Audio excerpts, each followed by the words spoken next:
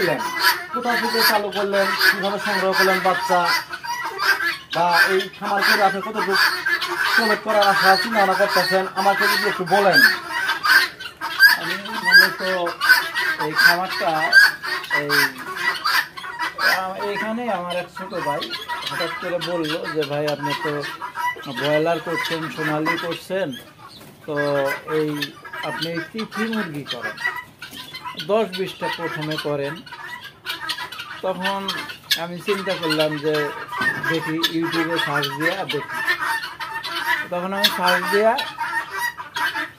কয়েকটাই দেখলাম, দেখার পরে আমার ভালো লাগলো। লাগার কারণে আমি চিন্তা করলাম যে যখন আমি বাণিজ্যিকভাবেই করব, তাইলে আমি 10-20টা দিয়ে করে লাভ একটু বড় করে করি, একটু বড় করে করি। সেই ক্ষেত্রে আমি 200 মুরগি পাবনা থেকে প্রথমে শুরু করলাম নিয়ে আসি, এবং আমি ইউটিউব দেখাই, ইউটিউবের থেকে নাম্বার নিয়ে আমি যোগাযোগ করে প্রথমে ওনাকে 5,000 টাকা অ্যাডভান্স করছিলাম। করার পরে ওনার ঠিকানা নিয়ে মোটরসাইকেল নিয়ে গেছি, সেখানে যাওয়ার দেখে আমি পুরো টাকা দিয়ে খেয়ে চলে আসছি। আসার পরে দুই দিন পরে আমার মুরগিগুলা উনি যথারীতি গাড়িতে পৌঁছায় দিচ্ছে। বাচ্চাদের বয়স কতদিন ছিল? বাচ্চাদের বয়স ছিল 1 মাস। 1 মাস বয়স। 1 মাস থেকে বাচ্চা আনার পরে আপনি খামারে কতদিন হচ্ছে বয়স? এটার 3-4 দিন পরে আমার পালা হলো 4 মাস হলো। মানে আপনার 4 মাস দাদার কাছে বাচ্চা আনছেন, গাড়ি থেকে 1 মাস, 5 মাস বয়স। 5 মাস বয়স, তার আগেই ডিম পাইছেন। হ্যাঁ ইনশাল্লাহ, এই যে ডিম পাইছে, আরো ইনশাল্লাহ পাইছে বা আরো পাইব ইনশাল্লাহ। যেহেতু শীতকালে ডিম পার না, তবুও আপনি পাইতেছেন, এটা আপনি কি মনে হইতেছে? আপনি না, আমার মাশাআল্লাহ অনেক ভালো লাগতেছে। অনেক মানুষের কাছে শুনছি যে তিথি মুরগি নাকি 6 মাস 7 মাসের আগে ডিম দেয় না, কিন্তু আমার মাশাআল্লাহ 5 মাসের আগেই ডিম দিচ্ছে। এই দিক থেকে আমার অনেক ভালো লাগছে। অনেক ভালো লাগতেছে, অনেক খুশি আছেন।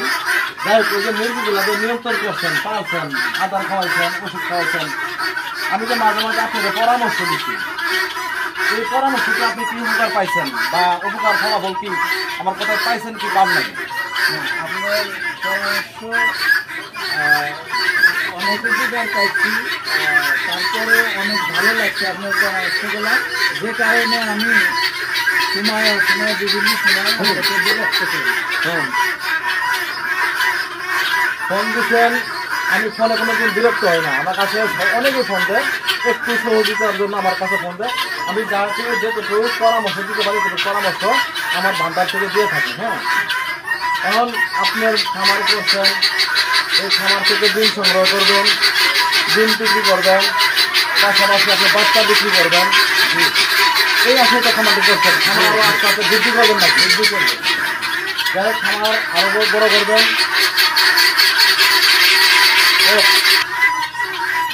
আপনি এই মুরগি আছে 200 পিস, আপনি ম্যাক্সিমাম আপনি 160 থেকে 150 করে ডিম প্রতিদিন পাইবেন।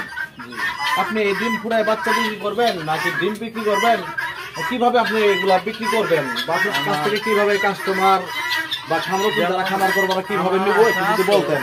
আমার আশা আছে এই ডিম থেকে বাচ্চা ফুটাবো, বাচ্চা ফুটায় আপনার 1 দিনের বাচ্চা, 0 বাচ্চা, 15 দিনের বাচ্চা, 1 মাসের বাচ্চা, এইভাবে করে বিক্রি করার ইচ্ছা।